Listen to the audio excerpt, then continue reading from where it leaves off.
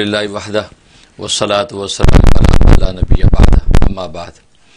آج میں بات کروں گا اس حکمت پر کہ عید الاضحیٰ 10 ذی الحجہ میں کیوں رکھی گئی ہے۔ جی، اس کے لیے 10 ذی الحجہ کی تاریخ کیوں متعین یہ 9 تاریخ کو کیوں نہیں ہے؟ 9 کو کیوں نہیں، پہلی 8 کو کیوں نہیں پہلی ہے؟ کیوں نہیں؟ جیسے عید الفطر پہلی کو ہے، جی ہاں، شوال کی پہلی، تو یہ عید ذی الحجہ کی پہلی ہوتی۔ آپ آخر کیا راز ہے؟ آپ یقین کیجئے کہ یہ سوال ہمارے پاس ہے اچھا کہ جی، کسی نے یہ پوچھا کہ یہ پہلی تاریخ کو کیوں نہیں ہوتی مہینے کے شروعات میں، جیسے عید الفطر ہے، عید الفطر بالکل، تو یہ 10 کو کیوں ہے؟ ماشاءاللہ زبردست بہت۔ تو تو اس حکمت پر آج میں انشاءاللہ بات کروں گا۔ جی اصل میں بات یہ ہے کہ 10 ذی الحجہ کی جو تاریخ ہے یہ ابراہیم خلیل اللہ علیہ الصلوۃ والسلام کی قربانی کی یادگار ہے۔ اچھا، کیونکہ ابراہیم خلیل اللہ علیہ الصلوۃ والسلام نے خواب دیکھا تھا 8 ذی الحجہ کی رات۔ اس میں یہ دیکھا کہ اپنے بیٹے اسماعیل علیہ الصلوۃ والسلام کو ذبح کر رہے ہیں۔ 8 تاریخ 8 تاریخ کو دیکھا۔ جب صبح بیدار ہوئے جی تو اسی سوچ بچار میں رہے کہ پتہ نہیں یہ کیسا خواب دیکھ لیا میں نے، جی کہ وہ تو میرا بڑا محبوب نظر بیٹا ہے، میرا بڑا چہتا بیٹا، میں اس کو ذبح کروں، اللہ کا یہ حکم خواب میں مجھے ملا۔ تو سارے دن سوچ بچار میں گزری، کنفیوژن میں رہے کنفیوژن میں تھوڑے۔ گزری۔ جی اس لیے اس دن کو یوم ترویہ کہتے ہیں، 8 ذی الحجہ کو یوم ترویہ بولتے ہیں، جی یعنی سوچنے کا دن۔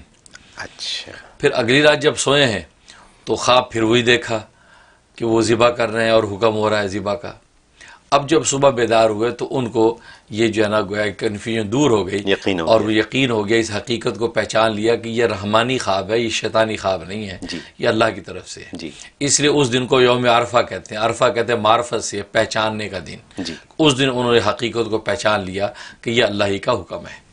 پھر اس کے بعد 10 ذی الحجہ کو انہوں نے تیاری باندھی، اور 10 ذی الحجہ کو حضرت اسماعیل علیہ الصلوۃ والسلام کو لے کر مینا پہنچے، اور وہاں انہوں نے ان کی ذبح کی کارروائی کی۔ وہ الگ بات ہے کہ اللہ تبارک و تعالیٰ ان کی سچی کارروائی کو قبول کر کے جو ہے جنت سے دمبا بھیج دیا، اور وہ دمبا فدیہ کے طور پہ ذبح ہوا۔ جی تو چونکہ وہ آپ کی قربانی کی یادگار ہے 10 ذی الحجہ، اس لیے اللہ تبارک و تعالی نے عید الاضحیٰ 10 ذی الحجہ کو رکھی، تاکہ ہم بھی جب اپنے جانور قربان کریں تو آپ کی وہ قربانی یاد آ جائے۔ جی جی اور نبی کریم صلی اللہ علیہ وسلم نے صحابہ کرام رضوان اللہ علیہم اجمعین کو یہی کہا تھا کہ جب صحابہ نے پوچھا کہ یہ قربانیاں کیا ہیں یہ جو ہم ذبح کرتے ہیں، تو حضرت صلی اللہ علیہ وسلم فرمایا تھا کہ سنت ابیکم ابراہیم، جی یہ تمہارے باپ ابراہیم کی سنت ہے۔ یعنی انہوں نے 10 ذی الحجہ کو یہ قربانی اللہ کے راستے میں پیش کی تھی، اپنے بیٹے کی پیش کی تھی، اللہ نے اس کی جگہ جانور فدیہ کے طور پہ اتار دیا۔ جی اب تم جب 10 ذی الحجہ کو کرتے ہو تو حضرت ابراہیم کی وہ یادگار ہے قربانی کی، جو 10 میں پوری ہوتی ہے۔ تو کیا یہ کہنا صحیح ہے کہ اگر وہ یہ 9 تاریخ کو کر دیتے، یہ قدم 9 کو اٹھا لیتے تو ہماری؟ بالکل صحیح، 9 کو اٹھاتے 9 کو طے ہو جاتا۔ 9 کو طے۔ اگر یکم کو یہ صورتحال پیش آتی جی تو یکم کو یعنی 11 کو ہو جاتی تو پھر 11۔ بالکل۔ تو اچھا، یہ وجہ تھی، تو ان کی قربانی کی یادگار ہے اصل میں۔ اور اس میں 2 مسئلے تھے۔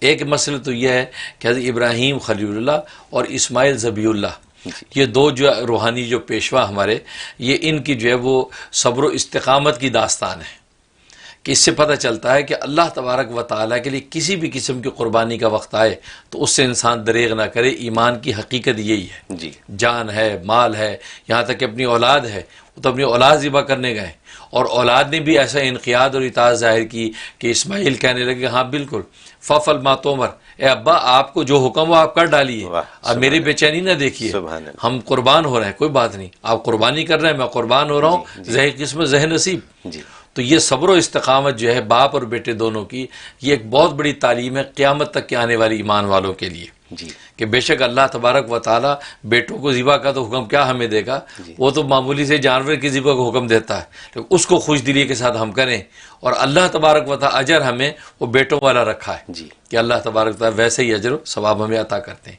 ایک تو یہ مسئلہ ہے۔ دوسری مسئلہ یہ ہے کہ حجاج کرام چونکہ مینا کے اندر قربانیاں کر رہے ہیں اس دن میں، تو یہاں جو غیر حاجی ہیں اپنے مقام پہ وہ بھی جانور ذبح کریں، ذبح کر کے گویا کہ قربانی سے فارغ ہو گئے، جیسے وہاں پر وہ احرام سے حلال ہو جاتے قربانی کرنے کے بعد، ایسی آپ بھی یہاں قربانی کی ہے، گویا کہ آپ بھی حرام سے حلال ہو گئے، گویا کہ آپ نے بھی ان کی مشابہت اختیار کی۔ جب مشابہت اختیار کی تو تشبہ کی وجہ سے اللہ تبارک و تعالی آپ کو بھی ویسے ہی اجر عطا فرماتے ہیں۔ واہ سبحان اس لیے حکم ہے کہ حاجی کی مشابہ اختیار کرنے پر، کیونکہ دین اسلام میں تشبہ کی بڑی قیمت ہے. من تشبہ بقوم فہو منہم، جو جس کی مشابہت اختیار کرے گا اسی میں سے ہوگا. تو حاجیوں کی مشابہت اختیار کرے گا تو حاجیوں میں شمار ہو جائے گا.